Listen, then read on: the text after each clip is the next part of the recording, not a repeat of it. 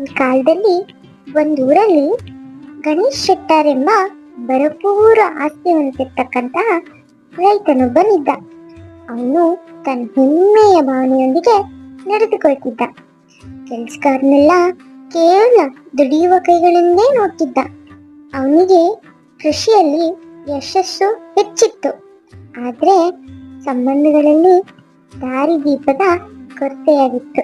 ಒಂದಿನ ಅವನು ಹೊಲದ ಮಡಿಲಿನಲ್ಲಿ ಹೊಸ ಕಟ್ಟಡ ಹಾಯಿಸಲು ತೀರ್ಮಾನಿಸ್ತಾನೆ.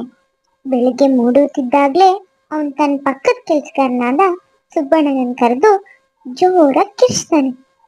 ಇವತ್ತು 17 ಅಡ್ಗೋಡೆ ಹಾಕ್ಬೇಕು ಸುಬ್ಬಣ್ಣ, ಈ ವಾರ ಮಳೆ ಬೀಳ್ತಾ ಇದೆ, ಇವತ್ತು ಮುಗಿಸ್ಲೇಬೇಕು. ಸುಬ್ಬಣ್ಣ ತಾತ್ಕಾಲಿಕವಾಗಿ ಮುಗಿದುಕೊಂಡ್ರು ಅವನ ಮೌನ ಹೆಚ್ಚು ಮಾತುಗಳಿಗಿಂತ ಶಕ್ತಿಯುತವಾಗಿತ್ತು. ಆದ್ರೆ ಅವನು ಹೇಳಿದ ಒಂದು ಸಾಲು ಗಣೇಶ್ ಶೆಟ್ಟರ್ನ ಮನಸ್ಸನ್ನೇ ಬೆಚ್ಚಗೆ ಮಾಡಿತು. ಶೆಟ್ರೆ, ಗೋಡೆ ಕಟ್ಟೋದು ಸುಲಭ, ಆದ್ರೆ ನಂಬಿಕೆ ಕಟ್ಟೋದು ಅಷ್ಟು ಸುಲಭವಲ್ಲ. ಗಣೇಶ್ ಈ ಮಾತನ್ನ ವ್ಯಂಗ್ಯವಾಗಿ ನಿರಾಕರಿಸುತ್ತಾನೆ. ಅವನಿಗೆ ತತ್ವದ ಮಾತುಗಳು ಕಾಲ ತಪ್ಪಿದ ಮಳೆಯಿಂದಂತೆ. ಆದ್ರೆ ಮನೆಗೆ ಹಿಂದಿರುಗಿದಾಗ ಅವನ ಮಗಳು ಕಾವ್ಯ ಮಾತನಾಡಿದ ಮಾತು ಅವನ ಕಿವಿಯಲ್ಲಿ ಮರಳಿತು. ಅಪ್ಪ, ಅವನು ತಲೆಗೆ ಪೆಟ್ಟಾಗಿ ಬೆನ್ನು ನೋವು ಮಾಡ್ಕೊಂಡಿದ್ದಾನೆ. ನೀವು ಹಣ ಕೊಡೋದಲ್ಲ, ಮಾನವೀಯತೆ ನೀಡಬೇಕು. ಅವನ ಗರ್ವಕ್ಕೆ ಮೊದಲ ಬಿಸಿ ಹೊಡಿತಾ ಇದ್ದು. ಕಾಲ ಕಳೆಯುತ್ತಿತ್ತು. ಸ್ಥಳೀಯ ಪ್ರೌಢ ವ್ಯಕ್ತಿಯಾದ ರಂಗಣ್ಣ ಬಂದು ಹೇಳಿದರು, ನಿನ್ನ ಮನೆ ಎತ್ತರದಲ್ಲಿ ನಿಂತಿರಬಹುದು, ಆದ್ರೆ ಅಡಿಪಾಯ ಇಲ್ಲದ ಮನೆಗೆ ಅಡುಗೆ ಇಲ್ಲ ಗಣೇಶ್. ಅಡಿಪಾಯ ಎನ್ನುವುದು ಶ್ರಮದ ಗೌರವ, ತಳಮಟ್ಟದ ತತ್ವ. ಆ ದಿನದ ಮಲಗುವ ಹೊತ್ತಿಗೆ ಗಣೇಶ್ ಮನಸ್ಸು ತಲೆ ಕೆಳಗಾಯಿತು.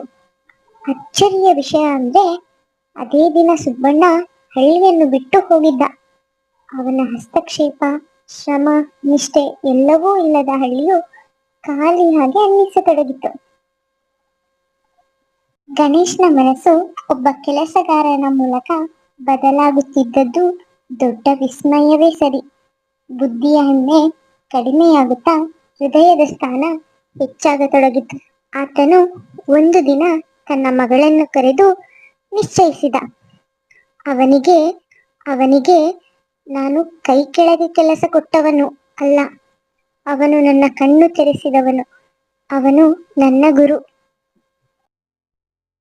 ಅವರು ಸುಬ್ಬಣ್ಣನನ್ನು ಹುಡುಕುವ ಪ್ರಯತ್ನದಲ್ಲಿ ದೇವಾಲಯದ ಹತ್ತಿರ ಸಿಕ್ಕರು. ಸುಬ್ಬಣ್ಣ ಮೌನವಾಗಿ ನಿಂತಿದ್ದ. ಅವನು ಹೊರಟಿದ್ದಾನಂತೆ ಕಂಡರೂ ಮರಳಿ ಬಂದಿದ್ದನು. ನಾನು ಮರಳಿದ್ದು ನಿಮ್ಮ ಕೆಲಸಕ್ಕೆ ಅಲ್ಲ ಶೆಟ್ರೆ, ನಿಮ್ಮ ಬದಲಾವಣೆಗೆ ಸಾಕ್ಷಿಯಾಗಲು. ಶೆಟ್ಟರ್ ಮೌನದಿಂದ ಕೈ ಹಿಡಿದುಕೊಂಡು ತಲೆಯೊಡನೆ ಮುಟ್ಟಿದ.